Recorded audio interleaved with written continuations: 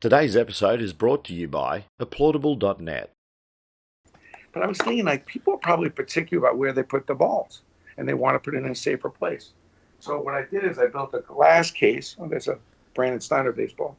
Anyway, I built a glass case, ultraviolet rays, protected, cherry wood. Now you get a really nice place to put your balls.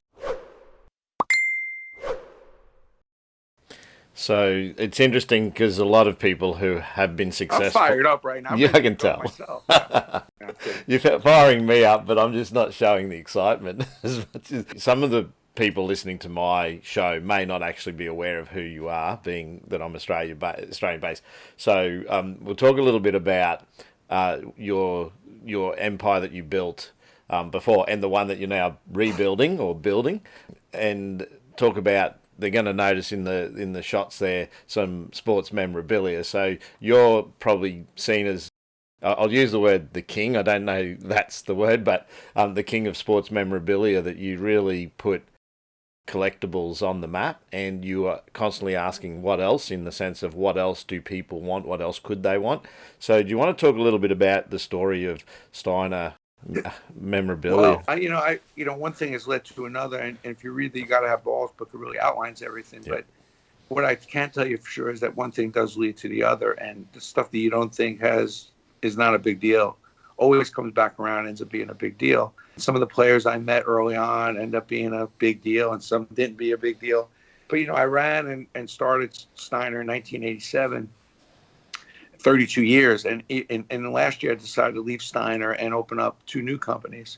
The Steiner Agency, which markets players and helps your businesses grow by, hiring them as spokesmen and partners and get athletes to invest in your business. And then CollectiblesXchange is like a new form of eBay, because I feel like eBay is just not serving people that have collections well. I mean, people want more authentication and more clarity about where the item's been. So we're trying to develop a site that's a little more of a place where collectors from all over the world, frankly, can buy and trade and get the story behind it, so they don't feel like they're getting something fake. And I feel like I'll be partnered up with some really unique players and leagues, so you'll be able to buy stuff directly from them. So it's a very different platform than what I had at Steiner. It's hard to leave Steiner when your last name is Steiner. But I feel like I wanted to do something more, and it comes back to bite me on the what else, because a lot of people would have rode into the sunset with Steiner, being I was having a good run and look at all the things I've done. But I think when you start looking in the mirror and start patting yourself on the back, it's really time to go and retire and go golf somewhere, because I just felt like I hadn't had my best day. And it's... you have to keep a high level of humility in order to increase your ability. And for me, I've had a great run, mainly because I love serving customers. I love bringing fans closer to the game, doing all the things that I wish I could do as a kid. Meet and greets with players is something I started 20 years ago, and now everybody does it. Really getting athletes to save their game used. Now everybody does it. But so I started so many different things, but I have the confidence that I'm going to start a whole bunch of new things. And I'm really looking forward to getting outside the country, because I feel like there's a whole collectible world out there with soccer and cricket. And I feel like there's some order to be put in those sports. And I'm looking forward to doing that. Now that my kids have been grown up, I could get on a plane and go to Europe and go to different parts of the world and help put collectible programs together. And because there's a lot of people here in the States that want Japanese baseball, that want cricket, that want soccer, and vice versa. So that's kind of my goal, and at the end, I think the other thing is my purpose, which we talked about at the beginning, is really about taking the money I make now and really doing a lot of good charity stuff for kids, for people that need help. Every day I try to do 2 acts of kindness, and I think the common good, you shouldn't postpone your drive and interest in the common good, because helping people is not a burden. Actually, it's an opportunity that will lead you to share joy. So you need to put that as part of your diet, even though it doesn't hit your bottom line. It's going to hit your heart and your soul and strengthen it. So I've been fortunate. I've done well, and I've done well in respects that I've been able to help a lot of people, and done a lot of charity work, and helped a lot of other people do their charity work better, which I enjoy doing. So that's my goal. And it's been exciting, to kind of reset. I don't want to hang it up. I think a mistake that people make, and I want to say this to your audience, is stop working really hard so that one day you don't have to work. That's a really bad mindset that a lot of people have. Like, I'm really working hard one day so I can retire. Like, I didn't work this hard for the last 30, 40 years so that I don't have to do what I do. I love what I'm doing. Why would I want to stop? And that's like people ask me all the time. Like, why don't you just chill? Why don't you retire? Like, why?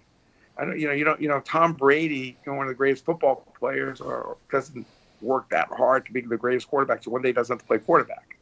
So if you're thinking out there that you're working really hard one day so that you don't have to work, you're probably wasting a lot of your time, and life is fragile, and you're better than that. Mm-hmm.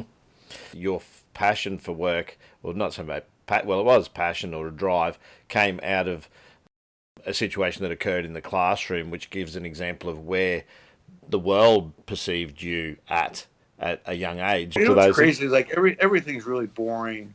Like you think about the situation even now with this virus around the world, like, when your back's against the wall and it's tough. I mean, things are really rough. I mean, that's the exciting part. I mean, you may not be exuberant in the fact your back's against the wall, but when your back's against the wall is when really the motor starts really running. And I think everything else seemed pretty boring. So, my back's against the wall because I need to go get some money so I could eat when I was a kid. And I think a lot of great things happen right after something bad happens, or when you've been pushed past what you think your limit is. I mean, we're all, back to the hostile, back to, you have the ability to get better and beat yesterday with the species. We all have the ability to really deal with the pressure and push ourselves. You'd be surprised how much we can push ourselves much further than what we do. So, for me, like one of the big breaking points at the old company I used to run was my inventory manager came into the office and said, "Brandon, we got a problem." What's the problem? We have an overstock on signed baseballs. I said, "We got balls." So I put a billboard up on the highway and said, "We got balls." And I put a picture of all the baseballs on the billboard. And we started selling baseballs like crazy. Then he comes back 2 weeks later. I go, how are we doing with the baseballs? We're doing really well. But, we have footballs and basketballs that we're overstocked on too. So I said, we got big balls. So I put a second billboard and I put 2 ads in the paper. We got balls and we got big balls. People are loving that. It was catchy and everything. And it goes back to the what else. I'm thinking like, well, what else? What else? And I started thinking about like people take where they put the balls pretty seriously. And we all think about, now, where are you putting your balls? Like, and at the time, actually I have one of these here. So like this is a cube, if you can see this here. And this cost me about 60 cents and I was selling these for $5. It's actually a Noah and Ryan baseball. So anyway, I mean, most people would be happy. You're paying 60 cents, charging $5. Who's better than me? But I was thinking like people are probably particular about where they put the balls and they want to put it in a safer place. So what I did is I built a glass case. Oh, there's a Brandon Steiner baseball. Anyway, I built a glass case, ultraviolet rays, protected, cherry wood. Now you get a really nice place to put your balls. And most people would have been happy with, now again, I'm thinking, what else? Instead, most people, when they come up with an idea, they're on, well, what's the next idea we can come up with? No, how about taking that idea and making it better? I always say your first idea is not your best idea. And when you're in a little bit of trouble and you feel a little stifled, go back to your best idea and make your best idea better. There's always room to take your best idea better. Everybody always wants to hire more people. Let's build another building. Let's get another floor in the building. No. How about taking what we do and making it better? So here I am. I got this glass case, $19.99. Cost me a little under $5. Hey, I'm rocking. And by the way, the number one selling item at our company ends up 2 years later being cases, not all the autograph stuff, because everybody had all these balls and footballs and needed a place to put their balls.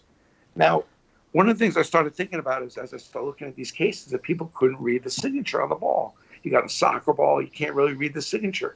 So what I did is I took these cases and I put a photo behind it. And I took some grass from the field that they were playing on, some dirt from the field, and I called it a photo dirt case. And I took the same case with a photo behind it and dirt on the bottom, and I charged $39.99. Mm-hmm.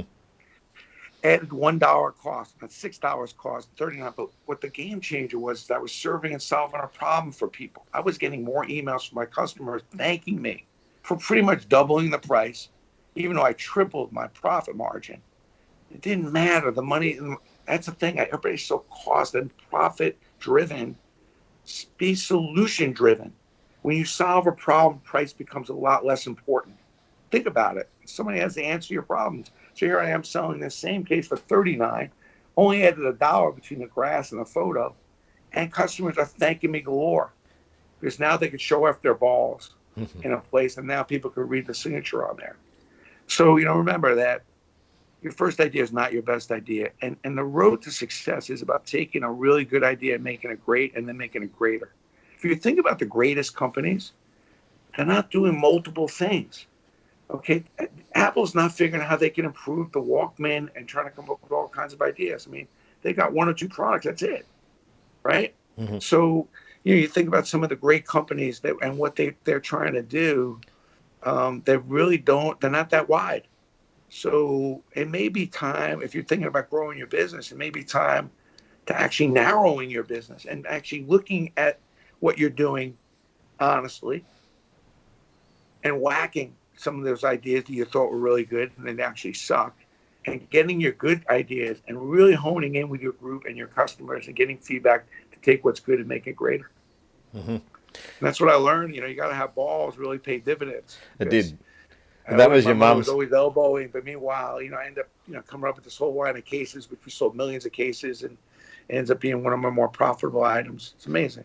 And that was one of your mum's sayings too. So come back. In fact, I've noticed that a lot of the sayings that you've used, your mum was obviously an inspiration. I stole everything from my mother. Yesterday was Mother's Day. I went to go see her, and at the cemetery, I just wanted to thank her. I said, I can't quite give you the royalties, but I have just made a ton of money. Because I was one of those kids that listened to his mom and took all her advice and didn't do everything she said, but I took a lot of that advice. And then I've been able to use some of the logic and some of the schemes and themes that she had. She was a businesswoman herself, and I've made a lot of money. I just wanted to thank her.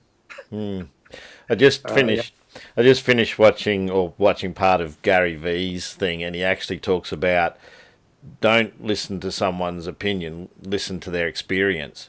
So a lot of people are prepared to give you an opinion on what to do. So you just said you didn't always follow what your mother suggested, but I'm sure that she gave a lot of examples of what she didn't have to give the opinion because you could see the work ethic and the things and the drive and the approach. Like she sat you down, you said, when you were doing your paper route, and gave you a bit of a life story about business, which is pretty cool. Like to think that your mother inspired you and in your journey along that way. Thanks for joining us for a basketball conversation. Feel free to start a conversation of your own with other OzSwoosh superfans by commenting below. And I look forward to sharing our next conversation with you soon. I hope you'll join us again sometime. Catch you later.